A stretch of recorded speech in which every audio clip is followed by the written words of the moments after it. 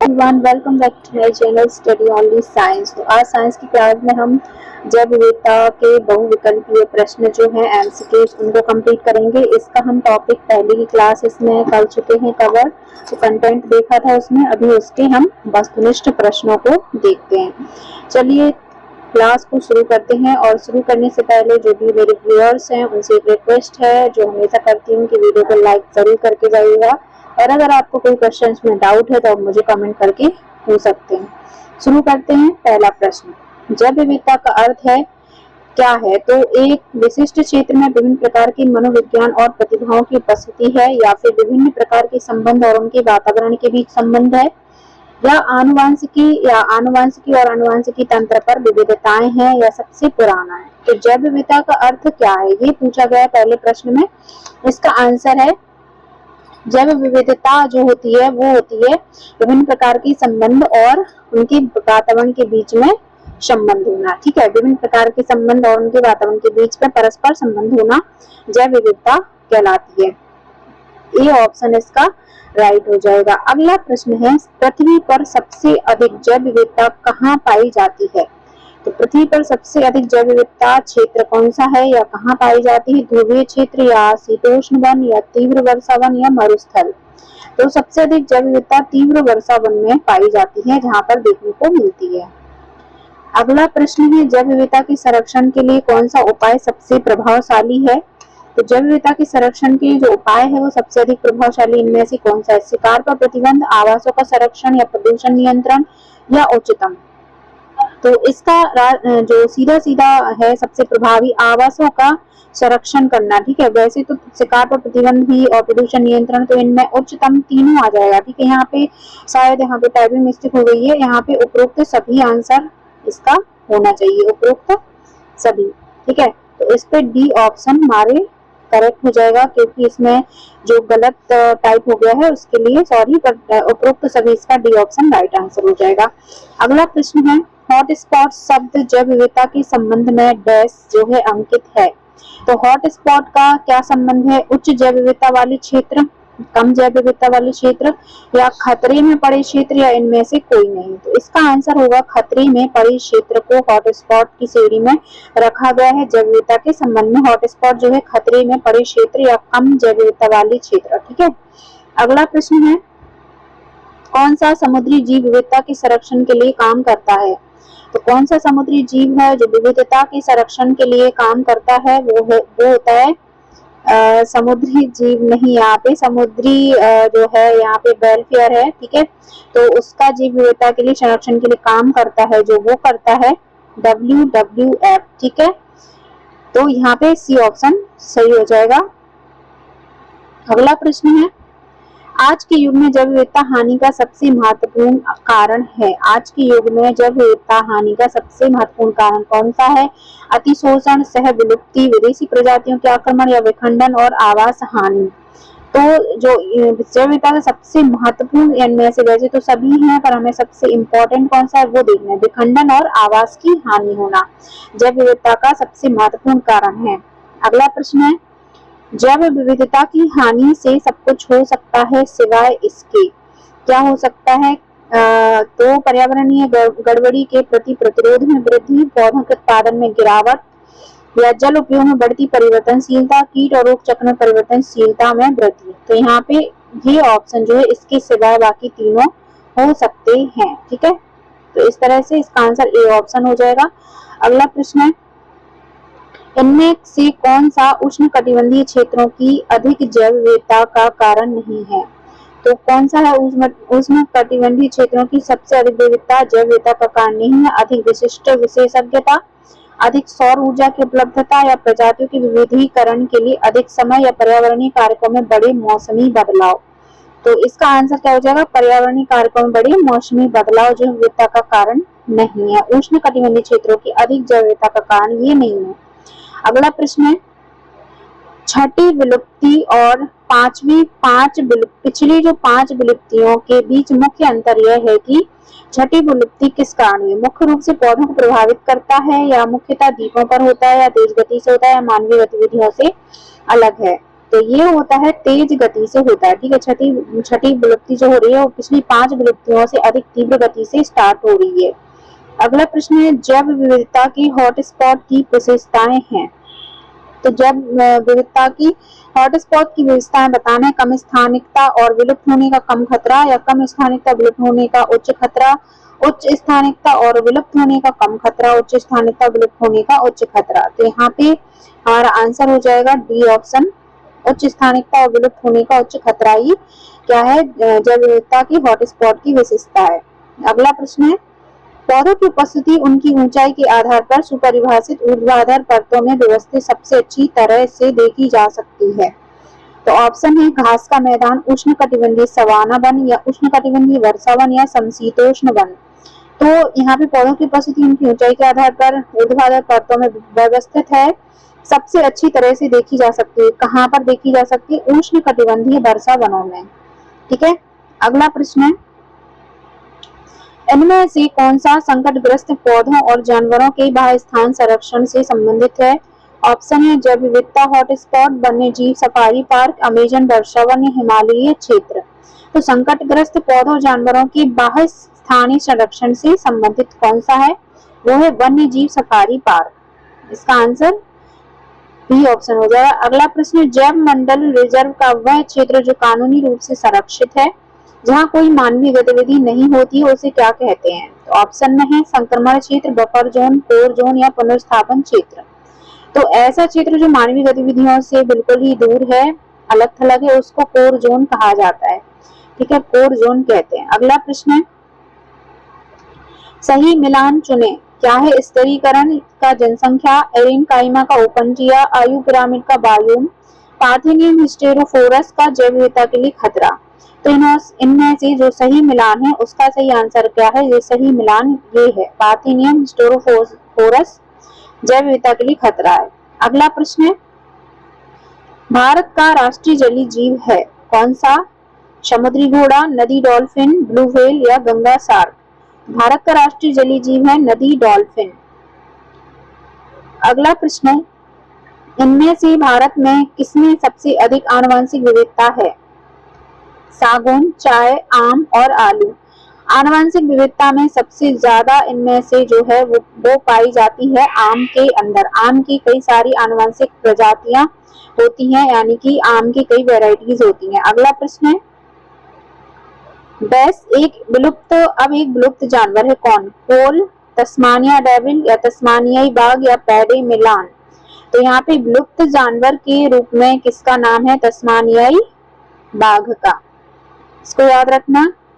अगला प्रश्न है इनमें से कौन ग्लोबल वार्मिंग को नियंत्रित करता है? एक मिनट। तो ग्लोबल वार्मिंग को नियंत्रित कर सकता है कौन सा? ऑप्शन है मानव जनित अपशिष्ट को जलाना, ठोस अपशिष्ट को कम करना, या जल की बर्बादी को सीमित करना, या जीवाश्म ईंधन की खपत को कम करना। तो ग्लोबल वार्मिंग को नियंत्रित कर सकता है वो है जीवाश्म ईंधन की खपत को कम करके। अगला प्रश्न है जब किसी विशेष प्रजाति का अंतिम जीव मर जाता है तो उसे डैश के रूप में जाना जाता है? प्रजातिकरण की, या विलुप्ति, या जाति वृत्ति विविधता, या फिर अनुकूलन। जब किसी प्रजाति का अंतिम जीव मर जाता है तो उसे किस तरह से जाना जाता है? इसका आंसर है विलुप्ति प्रजाति, ठीक है, इसके रूप में इसको जाना जाता है। अगला प्रश्न है इनमें से कौन सा बाह्य स्थानीय संरक्षण का उपयुक्त उदाहरण है? ऑप्शन है राष्ट्रीय उद्यान, वन्य जीव अभ्यारण्य, पवित्र उपवन, बीज बैंक। तो हमारा इसका राइट आंसर हो जाएगा बीज बैंक। बाह्य स्थानीय का उपयुक्त उदाहरण है बीज बैंक। अगला प्रश्न है सामान्य गैर नवीकरणीय स्रोत कौन सा है? ऑप्शन है सिलिका, यूरेनियम, गर्म पानी का झरना, या कच्चा तेल। गैर नवीनीकरण यानी कि जिसका नवीकरण स्रोत जो नहीं है, सामान्य गैर नवीनीकरण पूछा है वो है सिलिका। अगला प्रश्न है वह सबसे कम छिद्रयुक्त मिट्टी है? तो सबसे कम छिद्रयुक्त मिट्टी है दोमट, या पीट मिट्टी, या चिकनी मिट्टी, या इनमें से कोई नहीं। तो इसका सही आंसर क्या हो जाएगा? चिकनी मिट्टी सबसे कम छिद्रयुक्त मिट्टी मानी जाती है, सोख क्षमता इसमें बहुत अधिक होती है। अगला प्रश्न है, नंदन कानन चिड़ियाघर अपने डैश के लिए लोकप्रिय है? नीलगिरी तहर या व्हेल या सफेद बाघ या दरियाई घोड़ा के लिए? तो नंदन कानन चिड़ियाघर जो है वो किसके लिए अधिक लोकप्रिय है? वो है सफेद बाघ के लिए। ठीक है, C option is the right answer. अगला प्रश्न है, पृथ्वी पर सबसे अधिक जैव विविधता कहाँ पाई जाती है? नील डेल्टा या मिस्र में, और अफ्रीकी घास के मैदान या फिर अमेरिजन वर्षा वन जो कि दक्षिण अमेरिका में है, पश्चिमी घाट जो कि भारत का है। तो इनमें से सबसे अधिक जैव विविधता पाई जाती है वो है अमेजन वर्षा वन में। ठीक है, अगला प्रश्न है, इनमें से कौन सा जैव विविधता संरक्षण का सबसे प्रभावी साधन है? ऑप्शन है, आवासों का संरक्षण करें, शिकारियों से छुटकारा पाएं, प्रजनन ऋतु के दौरान प्रजातियों की गणना, या फिर प्रजातियों को रोगों से बचने के लिए टीकाकरण करें। तो सबसे अधिक प्रभावी है जैव विविधता संरक्षण के लिए साधन, तो वो है आवासों का संरक्षण करना। ठीक है, जीव जंतुओं के आवासों का संरक्षण करना। अगला प्रश्न है, चूना डैश मिट्टी में मिलाया जाता है, किसमें? अम्लीय, सूखा या नमकीन या क्षारीय? तो चूना किस तरह से मिट्टी में मिलाया जाता है? वो है अम्लीय। ठीक है, चूना को अम्लीय मिट्टी में मिलाया जाता है। अगला प्रश्न है, एक पारिस्थितिक अवस्था जिसमें किसी प्रजाति को ऐसे स्थान पर लाया जाता है जहां वे अद्वितीय होती हैं। ऑप्शन है, पारिस्थितिकी तंत्र, विदेशी प्रजातियां, स्थानिक प्रजातियां, इनमें से कोई नहीं। तो एक पारिस्थितिक अवस्था होती है जिसमें किसी प्रजाति को एक ऐसे स्थान पर लाया जाता है जहां वे अद्वितीय हो, उनके जैसा कोई ना हो, तो वो कहलाता है स्थानिक प्रजातियां। ठीक है, विशेष स्थान से लाई जाती है। अगला प्रश्न है, देश भारत में जैव विविधता का हॉटस्पॉट है, कौन सा? गंगा का मैदान या सुंदरवन या पूर्वी घाट या पश्चिमी घाट? तो भारत का जैव विविधता का हॉटस्पॉट जिसे माना गया है वो है पश्चिमी घाट को। ठीक है, आंसर याद रखना। अगला प्रश्न, इनमें से कौन सा एक समाप्त होने वाला प्राकृतिक संसाधन है? तो वन्य जीव, खनिज, मृदा उर्वरता या जलीय जीव? तो समाप्त होने वाला एक प्राकृतिक संसाधन वो हो सकता है खनिज। ठीक है, इनका बहुत ही ज्यादा दोहन हो रहा है, खनिज सबसे जल्दी प्राकृतिक संसाधन समाप्त होने वाले हैं। अगला प्रश्न है, पवित्र समूह डैश में उपयोगी है, इसमें मृदा अपरदन को रोकना, या लुप्त प्राय दुर्लभ प्रजाति को संरक्षण, या पर्यावरण जागरूकता फैलाना, या नदियों में जल का सतत प्रवाह सुनिश्चित करना? तो इसका जो है लुप्त प्राय दुर्लभ प्रजातियों के संरक्षण में उपयोगी है। ठीक है, अगला प्रश्न है, राष्ट्रीय वन नीति 1988 के अनुसार कितना वन क्षेत्र बनाए रखा जाना है? कितना वन क्षेत्र जो है वो बनाए रखा जाना है 1988 के अनुसार?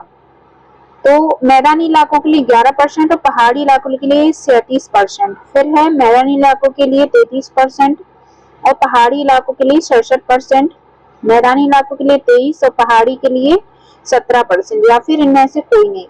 तो इस नीति के अनुसार वन क्षेत्र को बनाए रखना कितना निर्देशित किया गया था? मैदानी इलाके 33% और पहाड़ी इलाकों के लिए 67% वन क्षेत्र डिफाइन किए गए थे। ठीक है, अगला प्रश्न है, भारत के निम्नलिखित राष्ट्रीय उद्यानों में से कौन सा यूनेस्को के प्राकृतिक विश्व धरोहर जो है स्थलों में सूचीबद्ध है?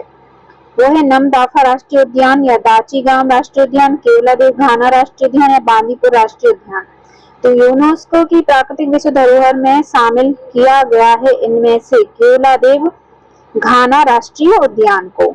ठीक है, फिर नेक्स्ट प्रश्न है, संकटग्रस्त जानवरों और पौधों को सुरक्षा के लिए एक अलग देखभाल इकाई में रखा जाता है, इसे डैश कहा जाता है? किसे क्या कहा जाता है? ऑप्शन है, बाह्य स्थानीय संरक्षण, यथास्थान संरक्षण, या वन्य जीव अभ्यारण्य, या राष्ट्रीय उद्यान?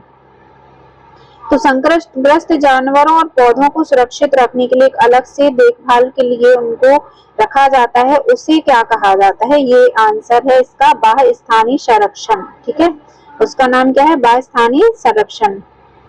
अगला प्रश्न है, चिपको आंदोलन को किसके नेतृत्व में मजबूती मिली? ऑप्शन है, अमृता देवी बिश्नोई, मेधा पाटकर, ए.के. बनर्जी, या सुंदरलाल बहुगुणा? तो चिपको आंदोलन को नेतृत्व किया था किसने? वो किया था सुंदरलाल बहुगुणा ने। फिर अगला प्रश्न है, गौर यानी कि भारतीय बाइसन के बारे में निम्नलिखित कथनों पर एक नजर डालें। ऑप्शन है, इसे IUCN रेड लिस्ट में लुप्तप्राय श्रेणी में रखा गया है। यह दक्षिण और दक्षिण पूर्व एशियाई मूल का है। गोरुमारा राष्ट्रीय उद्यान अपनी गौर आबादी के लिए प्रसिद्ध है। सही कथनों का चयन करें। ऑप्शन ए में है 1 और 2 कथन, बी में है 2 और 3 कथन, सी में है 1 और 3 कथन, या डी में है उपरोक्त सभी। तो इसका आंसर क्या हो जाएगा, 2 और 3 कथन पर जो है वो सही है। ठीक है, तो इसका दूसरा और तीसरा जो ऑप्शन है वो सही है। अगला प्रश्न है, संकटग्रस्त प्रजातियों की श्रेणी में शामिल है कौन? संवेदनशील प्रजातियां, केवल लुप्तप्राय प्रजातियां, लुप्तप्राय दुर्लभ प्रजातियां, लुप्तप्राय संवेदनशील और दुर्लभ प्रजातियां। तो देखिए इनमें जो शामिल किया गया है वो ये तीनों प्रकार की प्रजातियां, लुप्तप्राय, संवेदनशील और दुर्लभ प्रजातियां जो हैं वो शामिल की गई हैं संकटग्रस्त प्रजातियों की श्रेणी में। अगला प्रश्न है, निम्नलिखित संरक्षित क्षेत्र जो हैं वो कौन से हैं? बांदीपुर, भीतरकनिका, मानस या सुंदरवन। तो इनमें से बाघ अभ्यारण्य घोषित किया गया है किसे? केवल 1 और 2, केवल 1, 3 और 4, केवल 2, 3 और 4, या चारों। ठीक है, तो इनमें से जो संरक्षित क्षेत्र है जिसे बाघ अभ्यारण्य घोषित किया गया है, ठीक है, तो उनके नाम बताना है। तो सबसे पहले हमारा कौन सा आंसर हो जाएगा? यहाँ पे बांदीपुर को किया गया है, मानस को किया गया और सुंदरवन को किया गया है। तो 1, 3 और 4, तो इस तरह से कौन सा हो जाएगा? बी ऑप्शन सही हो जाएगा हमारा का आंसर। तो ये हमारे बाघ अभ्यारण्य घोषित इनको किया गया बांदीपुर, मानस और सुंदरवन को। तो आज के हमारे प्रश्न यहीं पर आपके इस टॉपिक के समाप्त होते हैं जो कि थे हमारे जैव विविधता। तो मिलते हैं अगले टॉपिक के साथ अगली क्लास में। ऐसे ही इंपॉर्टेंट MCQs के साथ वस्तुनिष्ठ प्रश्नों के माध्यम से हम अब सारी क्लासेस करेंगे क्योंकि समय बहुत कम बचा हुआ है और साइंस का सिलेबस अभी बहुत सारा बाकी है। तो चलिए मिलते हैं अगली क्लास में।